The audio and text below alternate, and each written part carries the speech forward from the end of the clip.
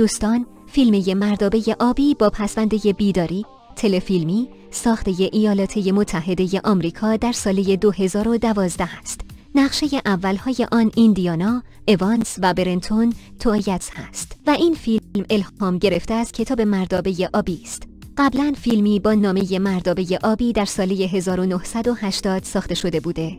چه اتفاقی میافتد اگر دختر و پسری توی یک جزیره متروک تنها بشوند؟ ناامید میشوند یا از این فرصت برای عشق ورزیدن استفاده میکنند؟ با دیدن یک فیلم مردابه آبی میتوانی بفهمی چه اتفاقی میافتد. اما یک دانش آموزه ممتاز و دوست داشتنی در دبیرستان است، اما یک پسر به نام دن در کلاس وجود دارد که مثل اما محبوب و دوست داشتنی نیست. دن تنبل، عجیب و غریب و درونگراست. یک روز مدرسه یک توره بهاری برگزار می کند. مقصد آنها یک شهر ساحلی بود. شب که می رسد اما با دوستهایش در کشتی مهمانی برگزار می کنند و با هم جشن می گیرند. اما پلیس به کشتی مشکوک می شود و می آید تا آنجا را بررسی کند. روی کشتی خیلی سر و صدا با شلوغی بود. با لرزش کشتی اما به داخل آب سقوط می کند. دن همان لحظه متوجه افتادن اما می شود و دنباله او می پرد توی آب و نجاتش می دهد. آنها با هم به داخل قایقه کوچک می روند. دن از ترس این که پلیس ها آنها را پیدا کردند اشتباه می کند و طناب را باز می کند، اما این کارش باعث می شود از کشتی اصلی جدا بشود.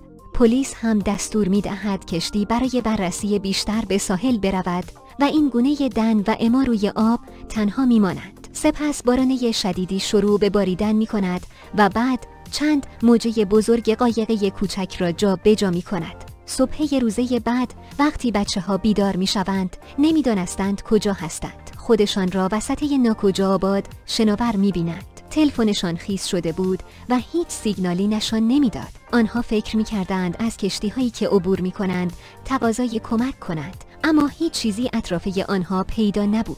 مدتی بعد اما یک جزیره را می بیند و بعد به آن جزیره می روند. بچه ها امیدوار بودند که یک هتل یا اقامتگاه آنجا پیدا کنند. چندین ساعت در جزیره گشتند اما چیزی پیدا نکردند. آنها متوجه شدند که این یک جزیره خالی از سکنه است. اما کمی ترسیده بود. بنابراین تصمیم گرفتند به ساحل کناره قایق برگردند و با استفاده از قایق دوباره به دریا بروند. اما وقتی برگشتند کناره ساحل، قایق آنجا نبود.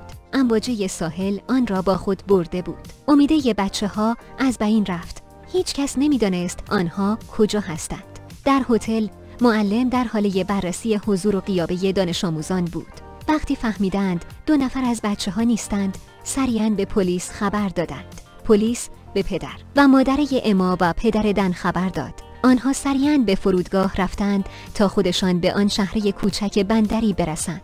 در جزیره حالا شب شده بود. بچه ها خوشحال بودند چون مقداری غذا با خودشان آورده بودند. بعد از اینکه 2 تایی با هم غذا را خوردند، کناره هم دراز کشیدند تا شب را بخوابند.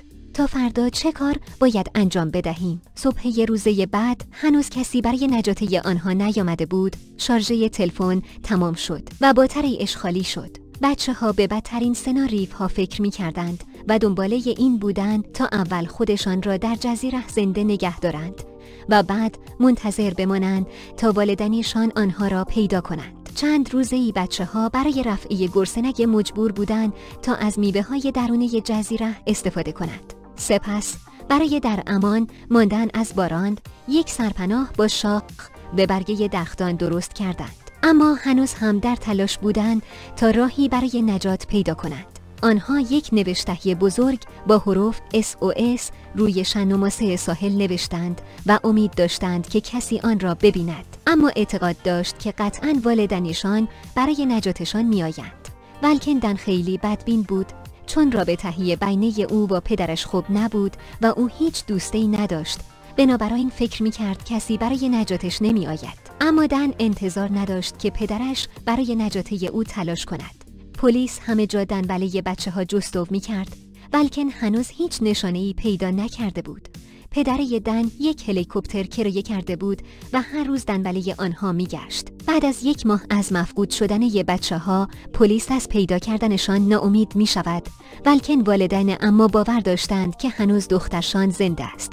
اما بعد از گذراندن زمان زیادی با دن، متوجه می شود که او پسره عجیب و غریبی نیست، بلکه فقط کمی سرد به نظر می رسد، ولی خیلی خوشتیپ بود و اما گاهی وقت‌های عشقی به دن نگاه می کرد. دن یک جسد را در ساحل پیدا کرد، اما خیلی ترسیده بود از این که آنها هم به همین سرنوشت دچار شوند. دن سعی می کند اما را دلداری بدهد و با او صحبت می کند تا احساس بهتری داشته باشد و اینطور به هم نزدیک شدند و همدیگر را بوسیدند. آن شب دن و اما برای اولین بار با هم رابطه‌ای جنسی داشتند و تمامی شب را خوش گذراندند. صبح روزه بعد وقتی اما از خواب بیدار شد، تزاح متوجه می شود که دیشب چه اتفاقی افتاده بود. اما دنباله دن می رود. دن داشت چاله‌ای را حفر می کرد تا جسد پیدا شده در ساحل را دفن کند.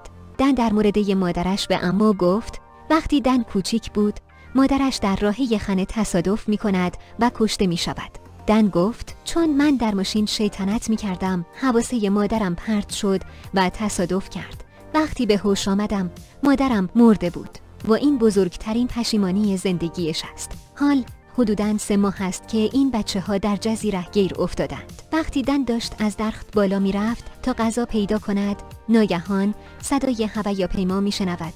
به سمت ساحل دوید، قصد داشت تا تفنگ پیدا کند و برای کمک خواستن شلیک کند. ولکن تفنگی پیدا نکرد و آنها فقط پروازه هواپیما را تماشا کردند. اونا به شدت ناامید شده بودند و روی شنو نشسته بودند و درباره خاطراتشان صحبت می کردند و در همان حال صداهای عجیب و غریبی شنیدند. دن بلند شد تا ببیند صدای چیست. یه پلنگه سیاه رنگ به دن حمله می کند، ولی دن از چاقوی خودش استفاده می کند و با اینکه یه زخمی شده بود، پلنگ را می کشد. بالاخره تونستند بعد از یه مدت طولانی گوشتی برای خوردن داشته باشند. و اما بدون وقف روز و شب با هم رابطه جنسی داشتند و همیشه امیدوار بودند که بعد از چند ماه گم شدن کسی اونا را پیدا کند و والدین آنها هم کم کم داشتند ناامید می شدند. یه روز که دن و اما مشغوله استراحت و عشق و ورزه بودند، از بالای درخت وسایلی که گم کرده بودند به پایین افتادند. آنها به بالا نگاه کردند و متوجه شدند که میمونها اسلحه و وسایل آنها را دزدیده بودند. سرانجام بعد از چندین ماه یک هلیکوپتر به سمت جزیره آمد. بچه‌ها صدایش را شنیدند و با شلیکه اسلحه به آن علامت دادند و هلیکوپتر آنها را نجات داد و به خانه برگشتند. خبرنگارهای زیادی با آنها مصاحبه کردند. هیچ کس نمی‌دانست این بچه‌ها چطور تونستند مدت‌ها توی یه جزیره متروک زنده بمانند. وقتی بچه‌ها به زندگی عادی برگشتند، اما عمدن با بدون یه دلیل از دن فرار می‌کرد و نمی‌تونست با او روبرو شود. ولی دن تسلیم نشد. او کت و شلوار پدرش را پوشید و به دنباله اما رفت. بیرون مهمانی توی باران ایستاده بود، اما با دیدن او احساس کرد که واقعاً عاشقش است. بیرون رفت، همدیگه را بغل کردند و بوسیدند. این فیلم پایان زیبا داشت، ولی بعد از تماشای این فیلم یه سوشاله بزرگ برای ما پیش می آید. این 2 نفر بدون این که کانوم داشته باشند با هم رابطه جنسی داشتند، آن هم چندین هفته و بدون یه وقفه. پس چرا دختر باردار نشد یا جادو کردند یا هنوز این خبر غم انگیز را به پسر ندادند؟ نظریه شما چیه؟